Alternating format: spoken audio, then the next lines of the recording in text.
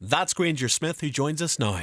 Granger, on September 25th, you're going to be releasing part one of your brand new album, Country Things Volume 1. What can you tell us about this 8-song set? Because clearly a lot has happened in your life since the release of your last album. A lot has happened. And so there's the part that I wrote before we had a tragedy in our family, and then the part that I wrote after. Ultimately, in the long run, I think that helps make the album pretty unique for me.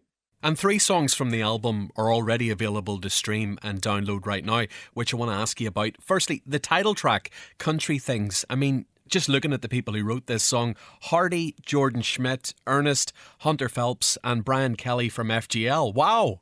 All those guys, we've written other songs at different points of my life. And when Jordan Schmidt first came to me and said that he had a song he wanted to play for me, I just said, this is perfect. I really like, I have to say, Hate You Like I Love You. I know you co-wrote it with Rodney Clawson, Kyle Fishman and Justin Wilson. Tell me about that song, because that's the one I keep playing over and over at the minute. Well, thank you. Yeah, that's one of my favorite songs too. And it was a song we wrote on tour on the bus, and I thought that I would pitch them an idea that I had. The idea of this guy that was desperately in love with a girl that didn't want him back. He wanted to change that emotion from love to hate, where it takes the same energy to hate, the same emotional energy as it does to love. And I thought that was a really neat idea for a song. That's Why I Love Dirt Roads. So you co-wrote that one with Chris DiStefano, Bradley Rempel and John Knight. That was a single in the States last year, but more recently you've released a new version of the song with Christian rapper Lathan Warlick, who I believe it was your wife Amber who first made you aware of him and his music. Yeah, Amber found Lathan on Instagram and showed him to me, and I just thought, what a neat artist. And I direct messaged him on Instagram and asked him if he would want to join me on this song, and he said absolutely, and he wrote the lyrics. And during COVID, we hadn't even met when all that happened, so we were just talking on the phone, and then he flew down to Texas on the 4th of July and came in to be with us, and I thought that was a really cool way to shoot a music video and for him to join us on the song. And there's also a collaboration with your very famous alter ego, Earl Dibbles Jr. on Country and You Know It. I've always wanted to ask you, how did he originate? How did it come about? He's kind of an ultra country boy alter ego, and he came from promoting an album back in 2013, and we wanted to try to get a viral video, and Earl Dibbles went viral on YouTube. It started becoming part of our live show, and we still do that to this day. We do Earl Dibbles Jr., and he has a couple songs on Country Things. And your Yee apparel lifestyle brand of clothing, energy drinks and now face masks, whose idea was this? Where does the creativity and, to be honest with you, the business savviness, where does that come from? I have 2 brothers, and all 3 of us work together in different components of Yee apparel, and we just have a passion for it. You know, a lot of the ideas we come up with end up failing, and then if we could hit a few of them big, then it makes it all worth it. It's that excitement of not knowing if it's going to work or not is part of why we love to do what we do, but I can't take all the credit for that. It has to be shared with my 2 brothers. And this is probably proof that I spent way too much time in the studio listening to country music, but I even noticed that FGL gave Yee a shout out at the end of I Love My Country. That's pretty cool. We go back pretty far with those guys, and we've done a lot of tours with FGL and just great friends of ours. And so it's neat to hear them play that on their song as well. And throughout this COVID quarantine craziness, you've really managed to stay connected with your fans and your band through the Smiths YouTube channel, your live at the Yee Farm YouTube sets, and also I only recently discovered your, and I have to say, excellent podcast. How important have these outlets been for you, to have that creative outlet through all this? It's been huge, and you said it right. Not only to connect with the fans and to have a lot of content constantly out there, but to have that creative outlet to stop me from going crazy. I have a schedule, and when we're not touring, at least I know, okay, Monday I'm going to do the podcast, and on Tuesday we're going to do the truck restoration, and on Wednesday we're going to shoot a new episode of The Smiths, and that schedule keeps my brain from going insane. And it must be great, to think in years to come, yourself, Amber and the kids will be able to look back and watch life memories play out in real time. Absolutely. I think about it as a really elaborate family video that we'll be able to watch 10 or 15 years from now. And we'll say, look how small the kids are. Look how brown my hair was, and I think that'll be very special for us to look back on those memories that we've captured every Tuesday and Thursday. You were born in Dallas, Texas, and I know growing up you were a big fan of 90s country and particularly George Strait. And as a teenager, you'd be out performing on Saturday nights. But at what point did music go from, say, an enjoyable pastime or hobby to something that you had to pursue as a career?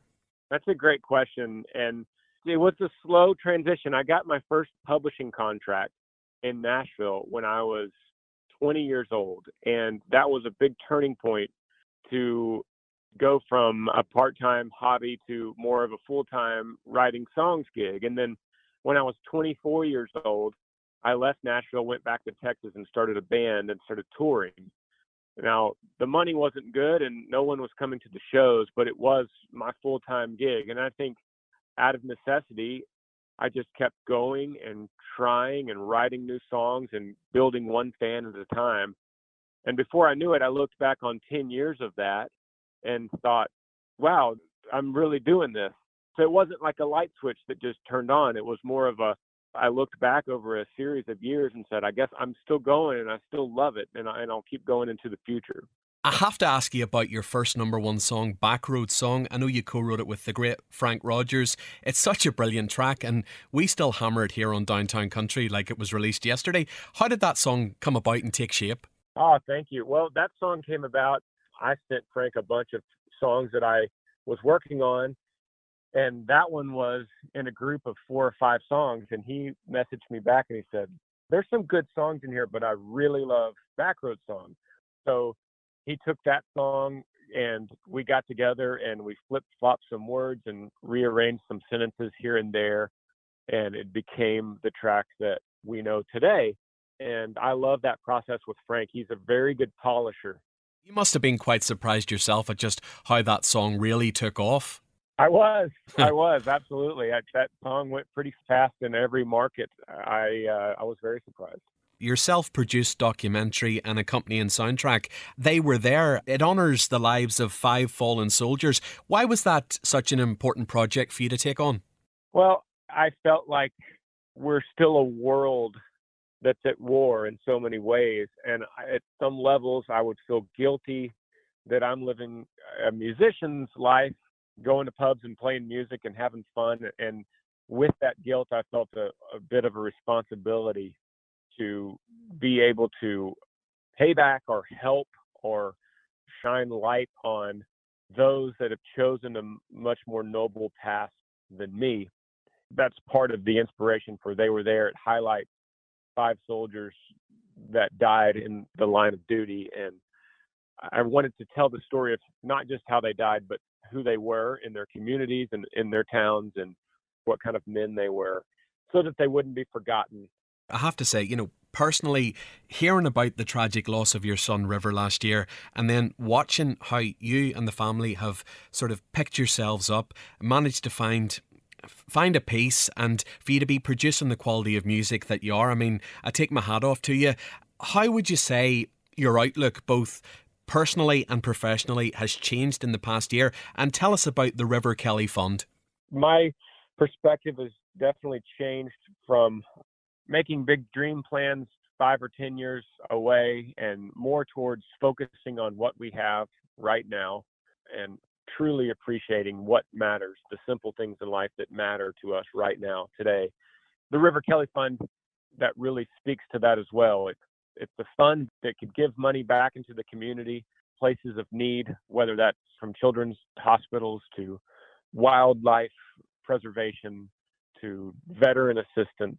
It really focuses on those who live life to the fullest and focus on the present moment. Once this whole COVID madness is over, do you have any plans to, bring the band over, play shows over here? I would absolutely love that. I love Europe. I love traveling there. Would absolutely love to come to Ireland and play some shows, and I will make sure that that's in the cards for me. Wow, we'll hold you to that. Thank you very much for your time. I love part 1 of this. I can't wait to hear part 2. Thank you, sir, so much. I appreciate you talking with me.